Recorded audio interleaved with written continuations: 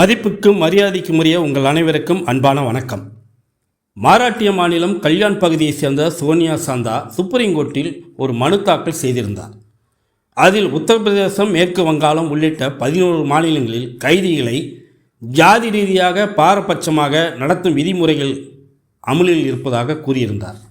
அந்த மனுவின் அடிப்படையில் கடந்த ஜனவரி மாதம் மத்திய அரசும் 11 மாநிலங்களும் பதில் மனு தாக்கல் செய்ய சுப்ரீம் கோர்ட் உத்தரவிட்டது. விசாரணைகள் முடிவடைந்த இந்த வழக்கில் நேற்று தலைமை நீதிபதி TY சந்திரசூட், JP பர்த்திவாலா, மனோஜ் மிஸ்ரா ஆகியோர் அடங்கிய அமர்வு ஒரு பரபரப்பான தீர்ப்பினை வழங்கியிருக்கு. நீதிபதிகள் தங்கள் தீர்ப்பில் என்ன சொல்லியிருக்காங்க என்பதை பார்ப்பதற்கு முன் நம்ம PK தங்கராஜ் டிவி சேனலை சப்ஸ்கிரைப் பண்ணுங்க. தாங்கள் அளிக்கும் ஆதரவினை தொடர்ந்து வழங்குங்க. வாங்க வீடியோக்குள் போகலாம். காலனி ஆட்சி காலத்தில்தான் சிறைகளில் கைதிகள் ஜாதி ரீதியாக பாரபட்சமாக கண்ணியக்குறைவாக நடத்தப்பட்டனர். அது காலனி ஆட்சி காலத்தின் நினைவு சின்னமாக இருக்கிறது.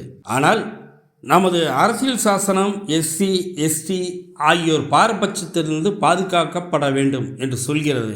நலிந்த பிரிவினரை பாரபட்சமாக நடத்த ஜாதியை பயன்படுத்தக்கூடாது என்று சொல்கிறது.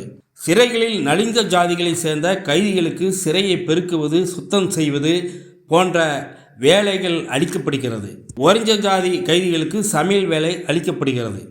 இதுபோல் ஜாதி அடிப்படையில் வேலைகளை ஒதுக்குவது, ஜாதி அடிப்படையில் கைதிகளை பிரித்து தனித்தனி வார்டுகளில் அடைப்பது போன்ற வழக்கத்தை ஏற்க முடியாது. இத்தகைய பாரபட்சம் நிறைந்த சிறை விதிமுறைகள் ரத்து செய்யப்படுகின்றன.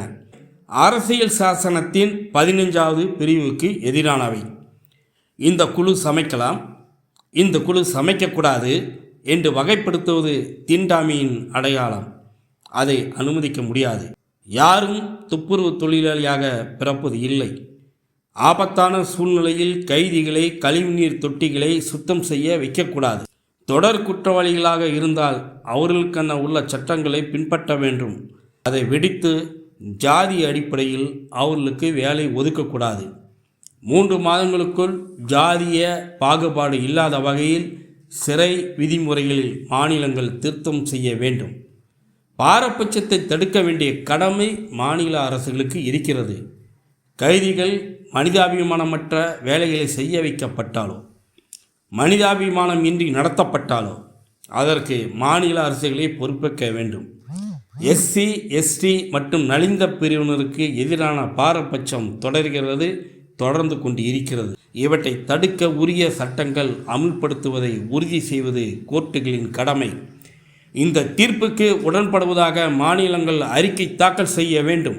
சிறைகளில் ஜாதி ரீதியான பாரபட்சம் என்ற வழக்கை நாங்களாக முன்வந்து விசாரிக்கப் போகிறோம். 3 மாதங்களுக்கு பிறகு அவ்வழக்கு விசாரணைக்கு ஒரு வகையில் நீதிமன்ற பதிவாளர் பட்டியலிட வேண்டும். இவ்வாறு நீதிபதிகள் கூறியுள்ளனர்.